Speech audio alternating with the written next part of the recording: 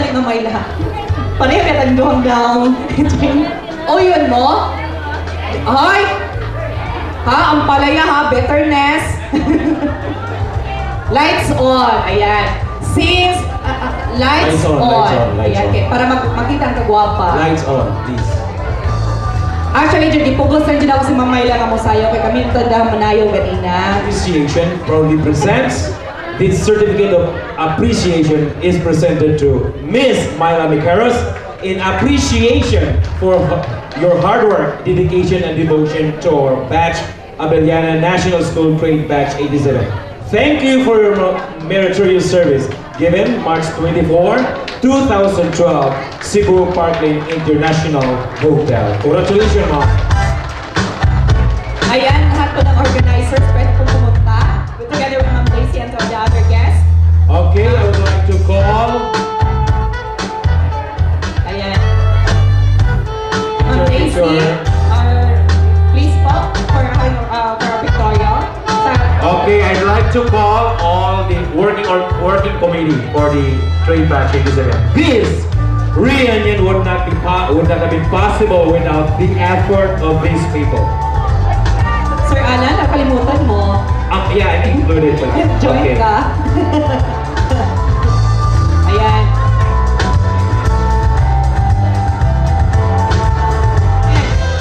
Give your best smile. Ms.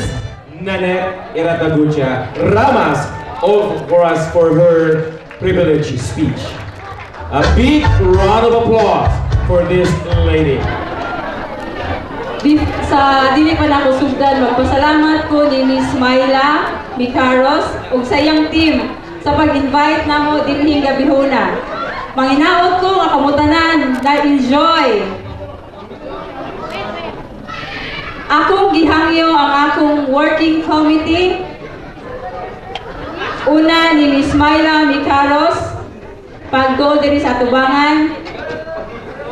Genevieve Singson, Rosalyn Izquierda, Desiree Banaay, Chona Cañete, Janice Inocando, Glenda Colina Ibanez, Rialyn Casinario, Jemary Labra, Erika Labay Sison,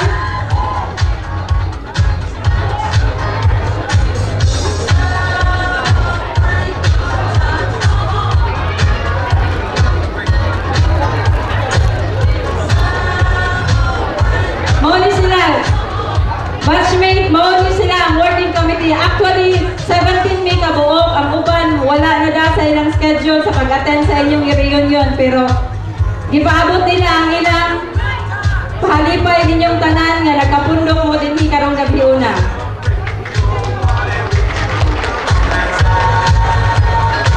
Manghinaot ko nga sa July 14, kaning tanan mga nga, makita na ko. Okay? Sa City Sports, Luyo sa Ayala, sa trade, just contact Myla, the rest of the trade batches na nasa committee, sila mo advise ninyo kung unsa. Unya ang registration ato actually 650. Kung unsa yung mga plano ninyo para sa atong July 14 nga rin, kontak ka lang si Myla. Daghang salamat sa ninyong tanan. O, let's enjoy! Party, party! Trivia number 1. Unsang lugar sa Abellana National School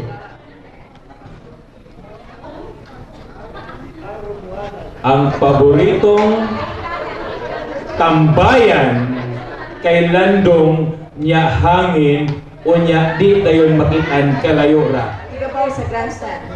Ibabaw sa grandstand. Correct! Ang ibabaw sa grandstand, katong ginatong yan, mga paboritong tambayan. Kaya nga naman, Bugnaw, Landong, Ayahay, o nya, layo ra kayo sa kita. Ibabaw sa grandstand, asa man ang prize ni Licor? Your prize is a gift certificate courtesy from Mercury Drug. Okay.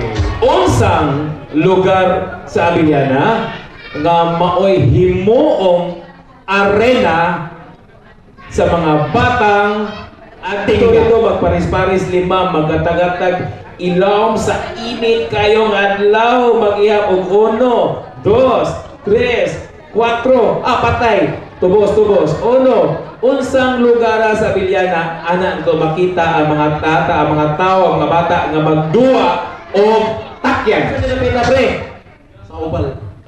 Oval.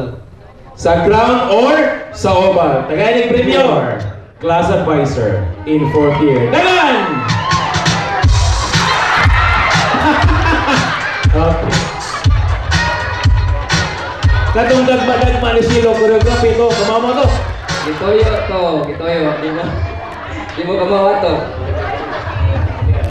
advisor sa 4th year section C Mrs. Pamador. Mrs. Erlinda Pamador. Okay. Okay, ito sino? Tambal sa imong taas na sugar. Mercury drug. Hinatag sa may buton ni Ma'am Emily Bongo. First year advisor sa first year section C. Year 1983-1984. Year 1983-1984, advisor sa first year section C. Kinsa man siya? Si Ma'am Alinio. First name? Esperanza. Murag na katudlo nimo. Murag sindikato ni katudlo nimo. Ang katudlo nimo mo sa ikabuhat sa question. Kung unsang pitsaha to tang ni graduate? What day and what month was that? The year was 1987, but the day and the month. Unsa to pitsaha? Nakalimot mo ni paso mo 25 ka tuig ang niagi? Kinsa man doy? Unsa pitsaha? The date and the day when we graduated. Sige ma'am. March 30, 1987. March 30, 19